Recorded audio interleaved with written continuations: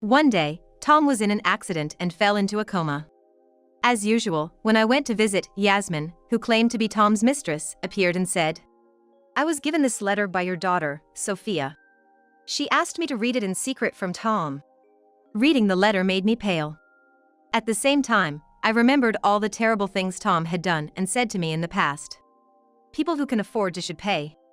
Can we please stop with the weird tradition that men should work like in the old days? Looking back, I wonder if Tom was always after my money. After looking back and forth between the sleeping Tom and Yasmin several times, I sighed and asked, "So, what do you want me to do?" Without hesitation, Yasmin answered, "Please divorce Tom." She seemed serious. I still don't understand what she's thinking, but I'm sure she's sincere about wanting a divorce. I spoke to Tom with a voice colder than ice. "Wake up. My name is Lily. I'm an office worker at a company in New York. I just turned 50 the other day, and my husband, Tom, is a year younger at 49. Our daughter, Sophia, just graduated from college a few months ago, became a working adult, and moved out, making our home much quieter than before. We got married over 20 years ago. Tom and I found common ground in music, hit it off from there, and started going out together. Half a year after we started dating, Tom suddenly said he wanted to quit his job. He had been on bad terms with his coworkers for a while and said it was mentally exhausting, so he wanted to find a job that suited him better. I empathized with Tom and supported his decision. When Tom found a new job and our lives stabilized, we decided it was time to get married. After 1.5 years of dating and 6 months of living together, 2 years in total, I thought I knew Tom well, but I never imagined what would come later. "Sorry, Lily. I've been a burden on you," Tom said, clasping his hands in front of me. We moved to a new house after getting married, but just before moving, Tom revealed he didn't have the financial ability to pay the rent. "It's okay, it's just this once. We're married now, so we should help each other out from here on." I said it calmly to avoid any conflict, but inside, I was irritated. This should have been obvious before signing the lease.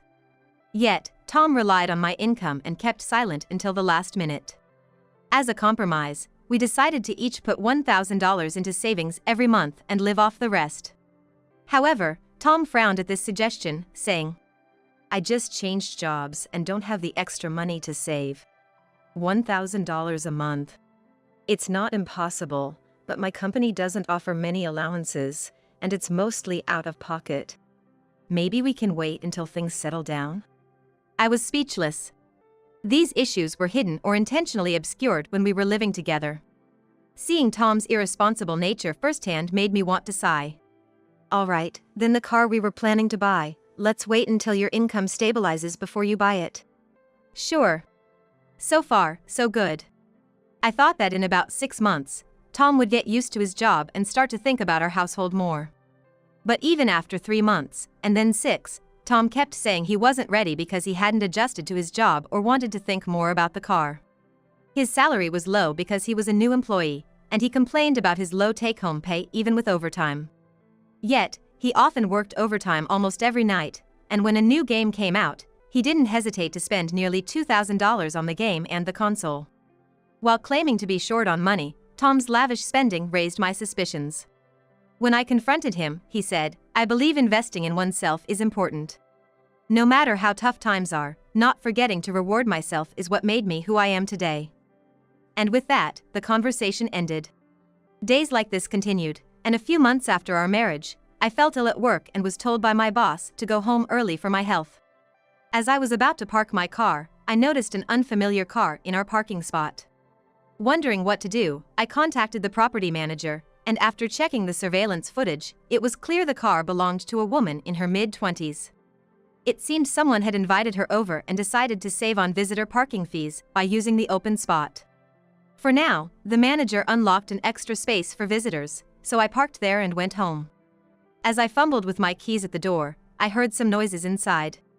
Tom was supposed to be at work, so could it be a burglar? But then, the door opened, and Tom came out. "Hey, Lily. Aren't you supposed to be at work?" When I mirrored his question, he awkwardly mentioned he had the day off suddenly. Feeling unwell, I simply responded, "Oh, I see," and didn't press any further. Looking back, Had I confronted Tom about my suspicions then, maybe things wouldn't have come to this. After explaining why I came home early, Tom hurriedly ushered me to the bedroom. Mentioning the unknown car in our parking spot, I told him my car was now in the manager's reserved space. Tom said he'd move it later and left the room. Resting idly, it wasn't long before I heard Tom leave and return, cheerfully announcing, "I moved the car back for you." I was momentarily puzzled but just thanked him for now. That night, I went to bed without doing much else. Surprisingly, Tom had taken care of some household chores that day. From that day on, Tom didn't do anything particularly strange, and as normal days continued, I completely forgot about the possibility of him having an affair. After our daughter, Sophia, was born and we were caught up in raising her, before I knew it, she had come of age, and I felt a weight lift off my shoulders as parenting duties eased. I'm still at the same job. Meanwhile, Tom has changed jobs several times since then, always using the transition as an excuse for not contributing much to our living expenses. Come on, enough already. If you don't pitch in for the living expenses, it's tough on me too. But my words never seemed to reach Tom. What? Are you saying I'm a failure? Lily, I didn't think you were such a cold-hearted person. Our arguments became more frequent, and I was emotionally drained. Still, having our lovely daughter Sophia around helped me muster the strength to carry on. It seems Tom has no intention of supporting our family or working together. Realizing he'll never change, I thought it might be better if I just became the breadwinner. Of course, I bought the new car with my savings, and I shouldered most of Sophia's education costs. But Tom takes it for granted. People who can afford to should pay. Can we drop the old-fashioned notion that men should work? I argued that Tom, earning less and not contributing to child-rearing, should at least do his share of the household chores. However, Tom, interpreting everything to his advantage, dodged the responsibility. "Nah, women are better at household chores. I'm not good at that stuff." I realized it's faster to do things myself than to ask Tom for help. There came a point when I thought this way. Juggling work, household chores, and childcare, I barely had the time or energy to think about anything other than my kids and job. But at 50, considering the physical toll, and with Sophia now graduated from college and living independently, I've finished paying off our loans, so there's no need to work so hard anymore. I told my boss I was quitting. One day, coming home from work as usual, Tom wasn't back yet, and the house was dark. This was nothing new, so I went about preparing dinner, waiting for a call from Tom, who had gone to a gig. Lately, he quit his job again to do odd jobs. I've stopped being surprised or commenting on it, but then I remembered a movie I wanted to watch and got absorbed in it on a streaming site, and before I knew it, 2 hours had passed. Checking my phone, there was no message from Tom. It was unusually late, and I started to worry something had happened when, conveniently, Tom called. Picking up, it wasn't Tom but an unknown woman's voice on the line. She said Tom had been in an accident and was now in a coma, asking me to come to the hospital immediately. The caller identified herself as a nurse, and when I arrived at the hospital, there was Tom, unconscious on the bed. Just when parenting had finally settled down, Tom was involved in a tragic accident, and I felt plunged into deep despair. Ever since, I've been visiting Tom in the hospital whenever I could find the time. Though I had told my boss I was quitting, leaving immediately wasn't an option. The earliest I could leave was next month, and there was still a lot of handover work to do. I had informed Sophia that her father was in a coma after an accident. Sophia had just started her job, and I knew it was her busiest and most challenging period. Of course, I understood her worry, but I assured her I would manage for now, and she could visit when things settled down. However, Sophia, concerned not only for Tom but also for my health amidst my visits, would occasionally come to see us. Still, Tom showed no signs of waking up, and a week had passed. I kept talking to Tom, hoping for any sign of recovery. According to the senior nurse, who appeared to be about my age, recovery from his condition was highly unlikely. When I heard this, I felt despair. The young doctor, who claimed to be in charge of Tom, hadn't said much about his condition, leaving most of the talking to the head nurse, which I found slightly concerning. But I knew nothing about the medical world, and it wasn't my place to question the professionals. I forced myself to swallow my doubts. Tom remained unresponsive. I knew that talking to him wouldn't necessarily make a difference, but I couldn't help wishing for him to wake up. Though Tom hadn't been much involved in housework or childcare, it was only natural for me to worry. After all, we had shared our lives together. Please, come back to me. As I whispered this, holding Tom's hand, there was a knock at the door. Responding, a young woman I didn't recognize entered and started to look uneasy. Wondering who she could be, she hesitated, struggling to find words. After a few minutes of silence, she finally spoke up. I was asked to deliver this letter by your daughter, Sophia. She wanted you to read it in secret from Tom. Shocked, I watched as the woman, introducing herself as Yasmin.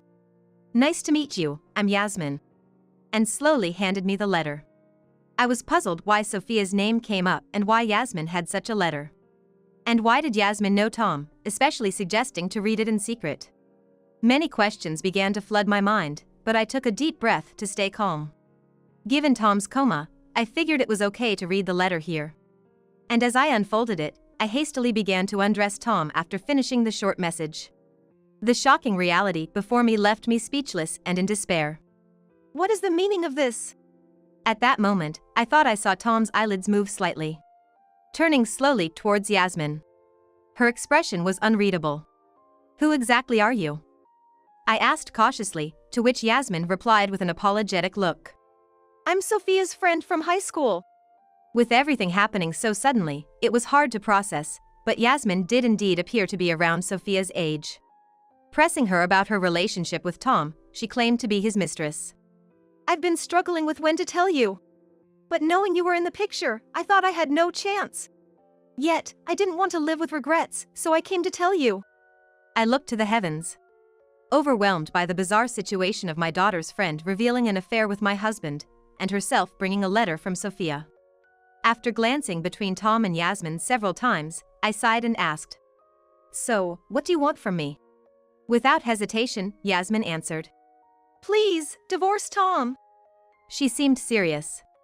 While I couldn't understand her reasoning, I was sure she genuinely wanted the divorce.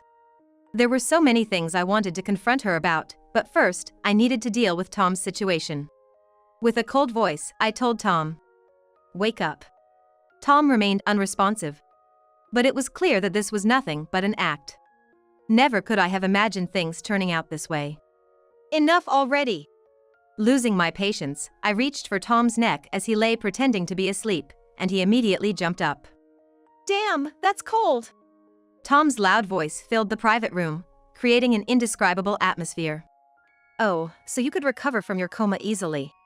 Maybe I should have tried this from the start, huh? I asked without changing my expression, and Tom awkwardly looked away. Usually bothered by my cold hands, I never thought they'd come in handy like this. As you can see, Tom was never really in a coma. If he were truly comatose, a slightly chilly touch wouldn't have him waking up like this. We were told he fell into a coma due to injuries sustained in an accident, including abdominal damage and brain trauma, but Sophia's letter said otherwise. There wasn't any accident, let alone injuries or damage. Mom, something's definitely wrong here. So, I boldly decided to lift his shirt to check for any abdominal injuries first. But there was no bandage, just his unmarred side. So, the only thing here is that impressive belly fat, huh? I joked, and Tom's face turned red as he trembled. That means the bandages on his head, the IVs, everything was a lie to create the illusion that Tom was injured and in a coma. It means the hospital was in on it. Now that he was awake, there was no turning back for Tom, and I pressed on. Explain everything from the start. And that includes your affair with Yasmin, spill it all. What are you planning here? What's your relationship with the hospital? Answer me. As I confronted Tom, he murmured resignedly. I wanted a divorce. That's why. That's why? You concocted this ridiculous plan and dragged so many people into it just for that? Well, overwhelmed by my questioning, Tom shrank back and fell silent. If only he had told me straightforwardly. Now that Sophia is an adult and living independently, there's no need to hesitate over finances or child-rearing concerns about divorce. Gray divorces are common enough. If he was so unhappy with our marriage, he could have just said so. But he couldn't, could he? You thought if you brought up divorce directly, I'd demand alimony, knowing about your affair. So, you pretended to be in a care-needing state, hoping I'd choose to leave on my own, right? Tom nodded silently. Such a roundabout and bold strategy made me sigh. Though I had suspected Tom might be cheating recently, now that child-rearing is over. I belong with Yasmin.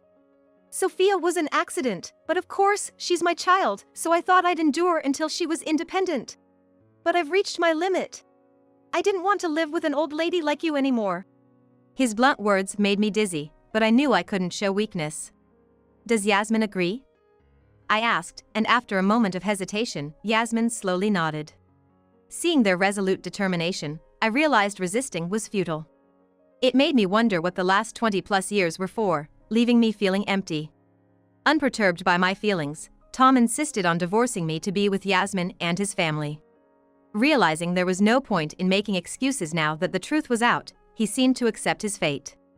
An old man at 50, chasing after a young girl and demanding a divorce from his wife, was nothing short of disgraceful. Though I had much to say, my decision was firm. Fine. We can divorce. At that, Tom's face brightened with a nod, while Yasmin looked uncomfortable, seemingly with more to say. I decided to leave the painful space of the hospital. Remember, you're the perpetrators. Whatever happens, don't try to escape responsibility. Especially you, Tom, got it? I sharply warned, and Tom inhaled sharply. Having never seen me so angry. After a while, Tom woke up from his supposed coma and was discharged. Returning home as if nothing happened, he started packing his things awkwardly upon seeing me. I asked without even looking at him. Your family is Yasmin, right? Why don't you go back to her? Stammering, Tom said, we're not officially a family yet. I sighed, not knowing how many times I had done so. Fine. Do as you please. At that, Tom oddly seemed relieved and retreated to his room. Watching Tom, still oblivious to the gravity of his actions, I couldn't help but smirk and said, by the way, since you were hospitalized under false pretenses, you could be sued for fraud, you know? Tom's actions came to an abrupt halt. Huh? Fraud? Who would do such a thing?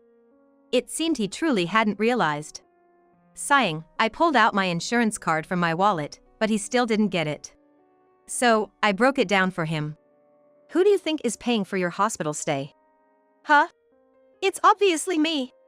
Do you know what percentage you're responsible for? And the bill indicates you had surgery, which means you'll exceed your out-of-pocket limit. So, who do you think pays the rest? Obviously, it comes from the health insurance you're enrolled in.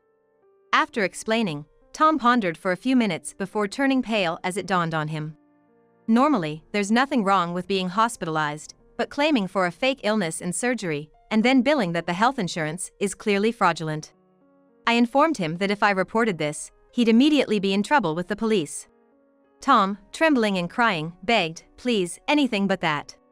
I couldn't believe he was just now realizing the implications, while he mumbled something about having paid his share at the front desk, so it shouldn't be a problem. I'm not an expert, so I don't know the exact legal terms. But there's no doubt Tom pretending to be sick would lead to some criminal or civil liabilities. Just to be sure, I also asked. You didn't apply for a life insurance payout, did you? Got a diagnosis certificate? Tom froze. That would be insurance fraud. This time, you've committed fraud against both the health insurance and the life insurance company. Well, such a simple trick would be easily discovered, I said, mocking him as I walked past the motionless Tom. Don't stay in your little dream world forever. What you've done isn't just cheating, it's a criminal act. With that, I left the room, carrying my pre-packed suitcase. I had no intention of staying in that apartment once Tom woke up. Leaving the home where I felt Sophia's growth was regrettable, but it was better than being reminded of Tom's betrayal. I searched for a vacancy at a hotel and decided to make that my base for the time being. Hours later, Tom contacted me. What are we supposed to do now? As if we could decide that right now. His panicked, tearful babble ignited my anger again. After raising my voice, Tom fell silent. Taking a deep breath to calm down, I said, from now on, I don't want to speak to you unless it's through a lawyer. Please, just leave me alone for now, and hung up. There's no time to be down. I resolved to sort out my feelings today and prepare to face Tom head-on from tomorrow. Tom continued to send incomprehensible Romeo emails, all of which I ignored. Weeks of ignoring him later, I decided to hand everything over to a lawyer and met Tom face-to-face for the first time since that day. Tom looked gaunt and pale, probably from stress. I presented him with divorce papers and a document stating conditions. Tom was stunned after reading the documents. You want me to pay everything in one go? That's unreasonable. Yasmin knew she was married and still, she had an affair with me. Obviously, she should pay for the sin. What do you think of Yasmin? If you love her, just accept the condition and pay for your sin. Unable to argue, Tom just sulked in silence. It was absurd for him, the cheater, to lash out at me, but I remained composed. Claiming, this is extortion. Your lawyer is too aggressive. Seeing my lawyer bewildered, I couldn't help but smile wryly. At the same time, Tom's words just an affair were unbelievable. In front of Tom, I slammed down photos proving his infidelity. Suddenly, Tom's movements halted, and his eyes slowly turned towards me. The flow of conversation had clearly shifted, and Tom wore an expression of disturbance like never before. How did you get this? Lily, how much do you know? What I had presented was a photo of Tom, another woman, and Yasmin, all together. That day I left work early. You've been cheating with the woman who parked her car in our spot, haven't you? I was curious. After I came back, I heard you immediately moved the car back. Why were you able to move the car right away? Was it because your lover was actually at our house, and you sent her away as soon as I returned? It's not as simple as that, is it? I said, and Tom remained silent, as if I had hit the mark. I hadn't thought much of it at the time because I was feverish, but upon reflection, there were many suspicious points. Tom, you were off work, the woman parked in our spot, and you were enjoying your affair at home until I came back unexpectedly, right? You pretended to be concerned, pushed me into the bedroom during that brief moment, and managed to let her leave and move her car. And all this while, you were playing the family man with me and Sophia, while secretly building another family with Yasmin and her folks. You're the worst, you know. As I sharply put it, tears welled up in Tom's eyes, but he managed to speak. I didn't mean for things to turn out this way. If you can't take full responsibility, then don't have children. I'm sorry. Tom had been cheating for over 20 years. Throughout that time, Tom rarely contributed to the household financially, and of course, he didn't do chores either. Though he did act like a father during school events, and never disappeared on weekends suddenly. After the day I left work early, Tom hadn't shown any suspicious behavior, so I thought the cheating had stopped, but I was completely mistaken. I heard it from Yasmin herself. You lied about being her lover in front of me, trying to break you two apart on your real lovers, your real affair partner's command. Tom, trembling and clenching his teeth, could only stutter meaningless words. Thinking it was time to give him a push, I continued. Never would I have thought you've been leading a double life for over 20 years. Constantly changing jobs was just an excuse to hide your income. You were actually giving money to Yasmin and her family, leaving nothing for us. Unbelievable. To think my own husband could be such a despicable person. You and that woman, Kelly, were behind everything.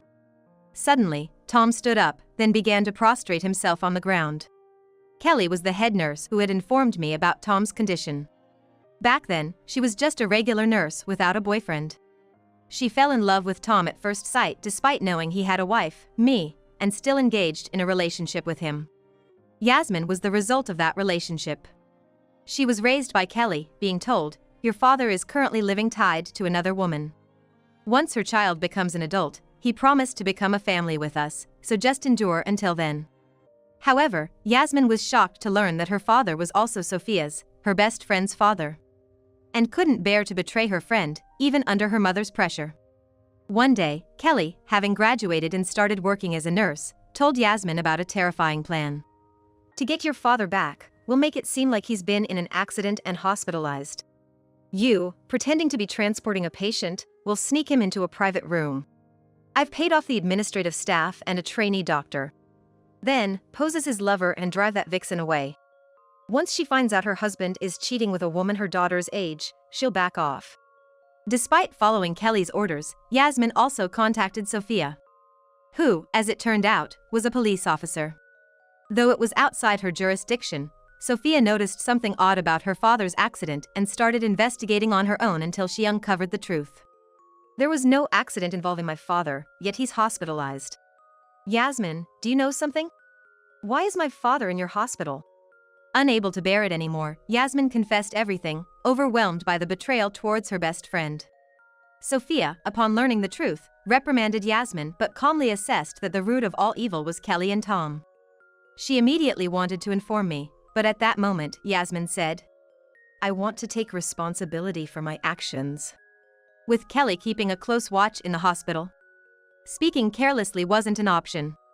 Therefore, they concocted a bizarre scenario where Yasmin, posing as a lover, delivered a letter from Sophia to me. Naturally, I found this situation suspicious and cleverly used a detective to uncover the truth. Yasmin, unable to come forward herself, hoped I would notice and did her best to send an awkward SOS. Tom, oblivious to everything, thought all this was part of Kelly's plan, rejoicing at the thought of becoming a real family with Yasmin and her. Understanding he treated Yasmin not merely as a lover but spoke of becoming a family, I felt satisfied. After sharing everything I knew with Tom, he finally looked up. But his face was expressionless, staring blankly. Overwhelmed by betrayal and loss, especially from Yasmin, whom he thought he would finally live with, he agreed to my terms without resistance. Later, I received an angry call from Kelly. "You seduced my daughter. We were so close, and you've ruined everything. It's all because you interfered with the plans for Tom and me." Her misplaced anger brought me to my limit. "You have no right to complain, being a criminal who engaged in a relationship and even had a child knowing there was another partner involved." Kelly, called out as a criminal, got angry. But she seemed to realize there was no way out and appeared to be making a last-ditch effort. I calmly told her, "Once things settle down with Tom, Yasmin and I will go to the police station and explain everything." Kelly panicked. "What? No way! Stop it! What am I supposed to do then? Yasmin said she's cutting ties with me, and I'll end up in prison." "Well, good. Go to prison and atone for your crimes." "No, please." As a mother of a daughter the same age, I was embarrassed for Kelly. I felt sorry for Yasmin, but I knew there was no need to worry about her anymore. After the divorce was finalized, I accompanied Yasmin, who decided to turn herself in, to the police station. Just before entering, Yasmin turned to me and said, "The first day we met, I truly thought it was best for him and you, Lily, to part ways. Sophia told me how wonderful and strong a mother you were. That's why I genuinely wanted you two to divorce. A cheater like him doesn't deserve you." Gone was the frightened look of our first encounter, replaced by a face free of burdens. Later on, Tom and I finalized our divorce. My in-laws had already been informed, so they knew Tom had no money and covered the costs, ensuring we wouldn't be bothered any further. Now at 50, Tom is embarrassed to rely on his 70-something parents, facing scorn from neighbors and desperately job hunting. Shortly after the divorce, Tom was interrogated by the police and then indicted. Kelly, involved in the fraud, was arrested, and Tom, along with the medical staff who conspired, received suspended sentences due to their remorse. Of course, the hospital is suing them for damages, and they face a hellish future. Kelly, the mastermind behind the elaborate fraud who dragged others into her scheme, received a prison sentence. Yasmin, though detained for her role in the fraud, received a suspended sentence due to her remorse, cooperation with the investigation, and the pressure from her mother. She disappeared. But I believe she's starting anew, given her relieved expression the last time we met. Sophia, as a police officer and former best friend, found it hard to forgive Yasmin but still hoped for her rehabilitation. Now, I can finally live a peaceful life. Sophia has made a name for herself as a police officer, fulfilling her dream of joining the detective division in her late 20s. She started dating a colleague from the detective division and married 5 years later. Now focused on parenting, Sophia has no regrets about resigning, wanting to raise her child with love, just like I did. I look forward to quietly supporting my daughter's family and watching my grandchildren grow.